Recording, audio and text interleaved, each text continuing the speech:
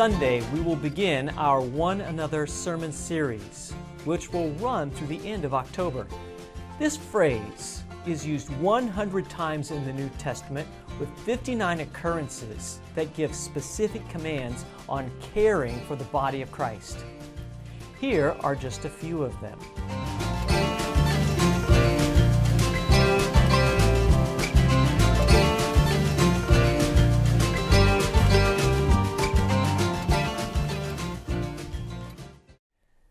This weekend, I will start the list with love one another. I have chosen special Bible readings that will be read in place of the normal worship pericopes.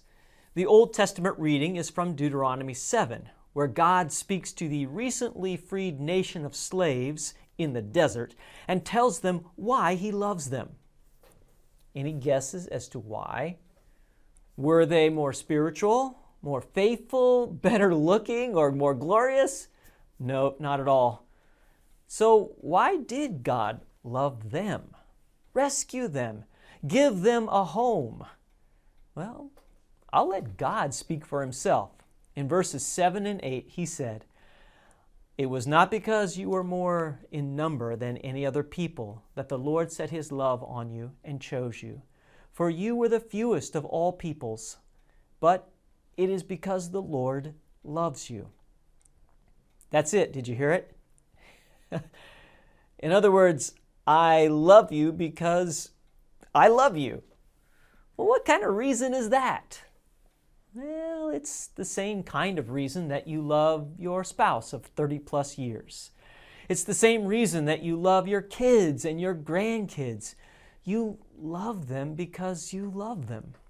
They are yours, and yeah, they have their failings and their faults, but you keep on loving them because that's the way real love is.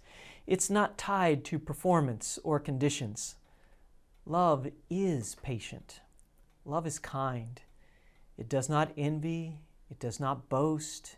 It does not demand its own way or rude. It keeps no record of wrongs. It always trusts, always hopes, always perseveres. Love never fails. Notice that when Paul writes about what true love is in 1 Corinthians 13, that love is not dependent on anything but itself and its own nature. So when Jesus commands all of His followers in John's Gospel that we love one another, He isn't calling us to be loving through gritted teeth and trying real hard to love those unlovable other Christians, because that's what you're supposed to do if you're really a Christian. Not at all. If the love of God is in you, then you will love your neighbor, because that's what love does by its very nature. And this kind of love is not naturally in us. So Jesus said to remain in His love.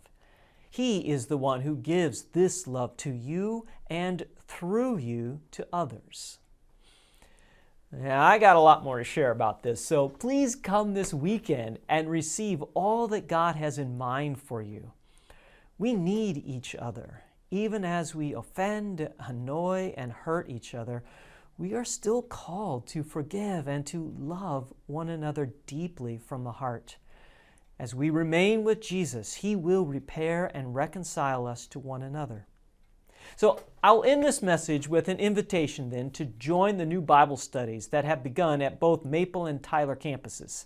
Maple is studying 1 Peter at 9 a.m. in the Commons, and the Tyler campus will start a new class in room 31 at 9:45 entitled Reopening Christianity in Our Post-Lockdown World. Have a great weekend. Hope to see you all this weekend in worship.